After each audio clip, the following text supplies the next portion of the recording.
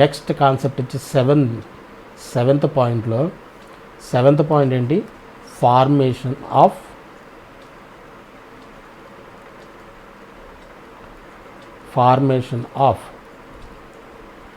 Differential equation. Formation of differential equation అంటే ఏంటంటే equation of curve ఇస్తాడు.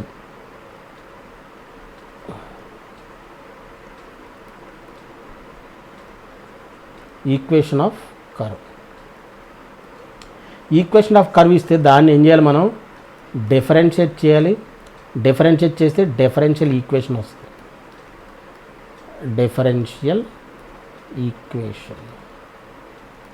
అర్థమైందా? డిఫరెన్షియల్ ఈక్వేషన్ ఆఫ్ కర్వ్ ఇస్తాడు, దాన్ని డిఫరెన్షియేట్ చేసి మనం డిఫరెన్షియల్ ఈక్వేషన్ ఫైండ్ అవుట్ చేయడమే. దీన్నే ఫార్మేషన్ ఆఫ్ డిఫరెన్షియల్ ఈక్వేషన్. ఈ ప్రాసెస్ని మనం formation of differential equation. For example 1లో ఇందాక ఎగ్జాంపుల్ తీసుకుంటాం, y = mx. దీన్ని డిఫరెన్షియేట్ చేసాం. డిఫరెన్షియేట్ చేస్తే మనకి ఏమొచ్చింది, y = m వచ్చింది. దిస్ ఎంప్లాయిస్ y = mని ఏ విధంగా రాసాం, y/x కింద రాసాం. dy/dx డిఫరెన్షియేట్ చేస్తే dy/dx = m వచ్చింది కదా, ఈ y/x. ఇది డిఫరెన్షియల్ ఈక్వేషన్.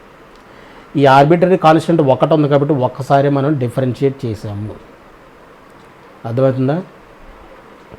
ఈ విధంగా ఇచ్చిన కార్టీషియన్ ఈక్వేషన్ని మనం డిఫరెన్షియేట్ చేసి దాన్ని డిఫరెన్షియల్ ఈక్వేషన్ని ఫామ్ చేస్తాం. దీన్నే ఫార్మేషన్ ఆఫ్ డిఫరెన్షియల్ ఈక్వేషన్ అని చెప్పేసి అంటాం. ఓకేనా? ఇది formation. Eighth point solution of differential equation.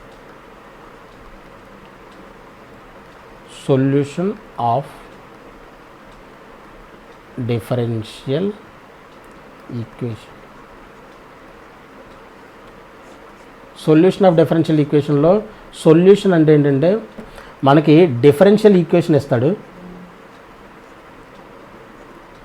Differential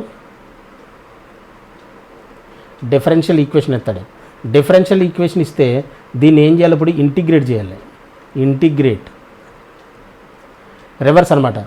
ఇచ్చిన డిఫరెన్షియల్ ఈక్వేషన్ని ఇంటిగ్రేట్ చేసి అండ్ ఈక్వేషన్ ఆఫ్ కర్వ్ రాయడం.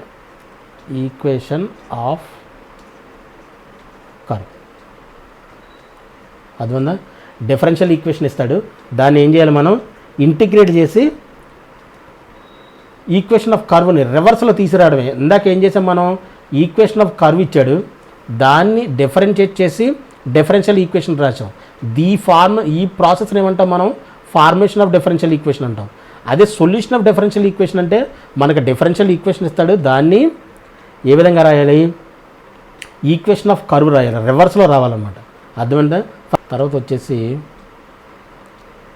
9th పాయింట్లో solving differential equations.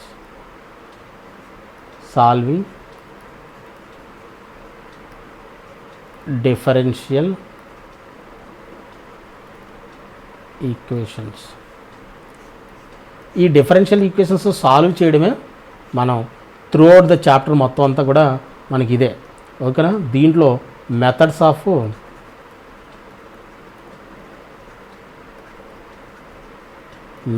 Of solving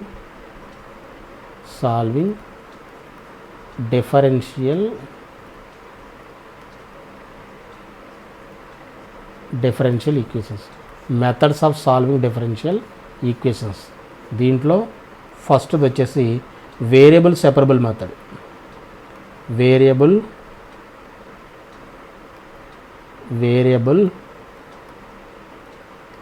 separable method. దీంట్లో ఏ పార్ట్ ఉంది, అదేంటంటే రెడ్యూసిబుల్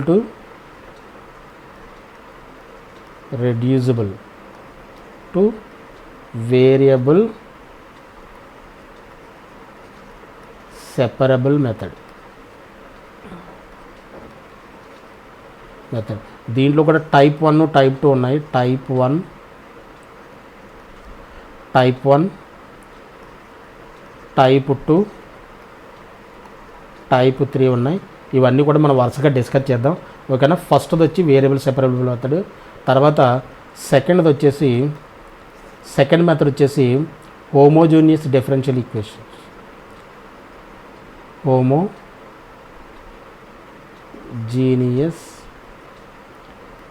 డిఫరెన్షియల్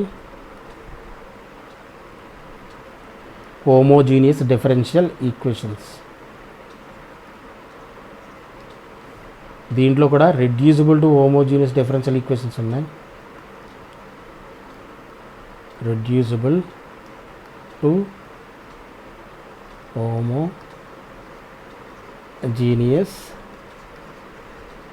డిఫరెన్షియల్ ఈక్వేషన్స్. అదొన్న ఇది second method. Third method linear differential equation.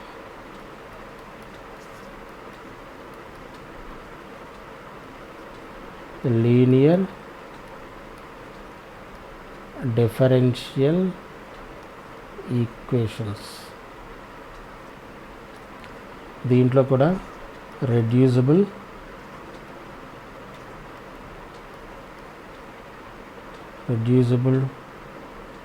Linear differential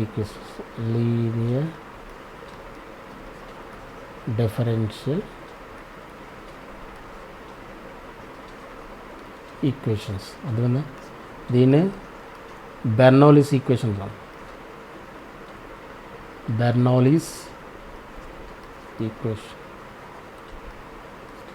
దీన్ని మనం first formation of differential equation మనం ఏ విధంగా చేస్తామనేది ప్రాసెస్ నేను చెప్పాను. అలాగే సొల్యూషన్ ఆఫ్ డిఫరెన్షియల్ ఈక్వేషన్స్ అంటే ఏంటో చెప్పాను. సాల్వింగ్ డిఫరెన్షియల్ ఈక్వేషన్స్ ఈ మెథడ్స్ ఉన్నాయి. ఇవన్నీ కూడా మనం వన్ బై వన్ మనం డిస్కస్ చేద్దాం, ఓకేనా. ఈ ఓవరాల్ పిక్చర్ మొత్తం డిఫరెన్షియల్ ఈక్వేషన్స్ యొక్క ఈ చాప్టర్ మొత్తం ఏ విధంగా ఉంటుంది, ఇది ఓవరాల్ పిక్చర్. ఇది ఫస్ట్ ఏం చేస్తాం, ఫస్ట్ డెఫినేషన్ డిఫరెన్షియల్ ఈక్వేషన్స్, తర్వాత ఆర్డర్, డిగ్రీ, తర్వాత వచ్చేసి ఫార్మేషన్ ఆఫ్ డిఫరెన్షియల్ ఈక్వేషన్ అంటే ఏం చెప్పాను నేను. ఫస్ట్ ఎక్సర్సైజ్ మొత్తం మనకి order and degree and formation of differential equations. First exercise మొత్తం టెక్స్ట్ బుక్లో ఫార్మేషన్ ఆఫ్ డిఫరెన్షియల్ ఈక్వేషన్స్లో ఏం చేస్తామని చెప్పాను. మనకు కర్వ్ ఈక్వేషన్ ఇస్తాడు, దాన్ని డిఫరెన్షియేట్ చేసి ఫస్ట్ ఆఫ్ ఆల్ ఏం చేస్తాం, కర్వ్ ఈక్వేషన్లో ఎన్ని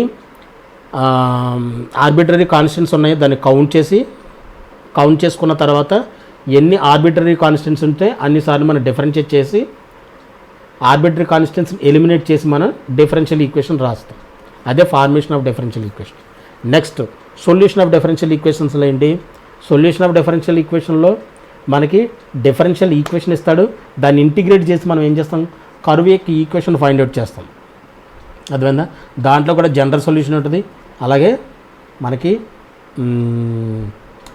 పర్టికులర్ సొల్యూషన్ ఉంటుంది. దాని గురించి కూడా మనం డిస్కస్ చేస్తాం. నెక్స్ట్ అంటే solution of differential equations solving, అదేదో ఏ విధంగా సొల్యూషన్ మన డిఫరెన్షియల్ ఈక్వేషన్ యొక్క సొల్యూషన్ ఫైండ్ అవుట్ చేస్తామో దాన్ని సాల్వింగ్ డిఫరెన్షియల్ ఈక్వేషన్స్. దాంట్లో మెథడ్స్ ఉన్నాయి. ఆ methods 3 methods, variable separable method, దాంట్లో reducible to variable separable method, దాంట్లో టైప్ 1, టైప్ 2, టైప్ 3 ఉన్నాయి. అలాగే సెకండ్ మెథడ్ వచ్చి హోమోజీనియస్ డిఫరెన్షియల్ ఈక్వేషన్. దాంట్లో మళ్ళీ మనకి డైరెక్ట్గా హోమోజీనియస్ డిఫరెన్షియల్ ఈక్వేషన్ ఇవ్వకుండా వేరే ఫార్ములా వేసి దాన్ని ఏం చేసి కన్వర్ట్ చేసుకుంటాం, reducible to homogeneous differential equation. Homogeneous differential ఈక్వేషన్లోకి కన్వర్ట్ చేసుకుని దాన్ని మనం సాల్వ్ చేస్తాం. అలాగే థర్డ్ది వచ్చేసి linear differential equations. Linear differential equation అంటే దాని యొక్క స్టాండర్డ్ ఫామ్ ఒకటి ఉంది, దాని గురించి మనం డిస్కస్ చేద్దాం. అలాగే ఇచ్చిన క్వశ్చన్ మనం లీనియర్ డిఫరెన్షియల్ ఈక్వేషన్లోకి కన్వర్ట్ చేసుకోవడానికి మనం reducible to linear differential equations అంటాం. దాన్నే బెర్నౌలీస్ ఈక్వేషన్ అని చెప్పేసి కూడా అంటాం. ఇవన్నీ కూడా 1 by 1 మనం డిస్కస్ చేద్దాం, ఓకేనా. సో ఇప్పుడు మనం డిగ్రీ అయింది, ఆర్డర్ అయింది, డిగ్రీ అయింది. తర్వాత ఇప్పుడు మనం ఏం చేయాలి, ఫార్మేషన్ ఆఫ్ డిఫరెన్షియల్ యొక్క మన formation of differential equation already చెప్పాను నేను, ఓకేనా. So this is the theoretical explanation for the differential equations.